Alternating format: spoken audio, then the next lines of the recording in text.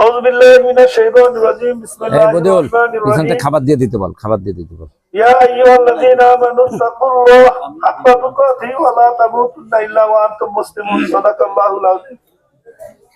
আজকের এই বৈঠকে সম্মানিত প্রধান অতিথি, বিশেষ অতিথি এবং স্থানীয় নেতৃবৃন্দ এবং সামনে উপবিষ্ট আমাদের র্যালি বের করেছি।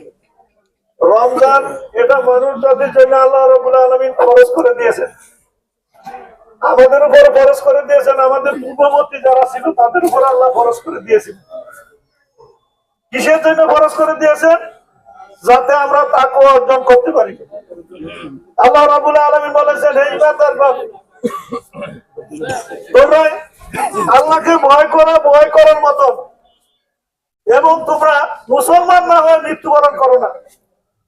সম্মানিত ভাইরা, এই তাকওয়া আমাদেরকে অর্জন করতে হবে। কিভাবে তাকওয়া অর্জন করতে হবে? আল্লাহকে ভয়ের মাধ্যমে।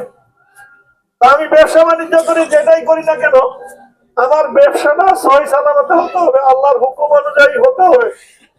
যদি আল্লাহর হুকুম অনুযায়ী যদি না হয়, তাহলে এটা আমি আল্লাহকে ভয় করলাম না।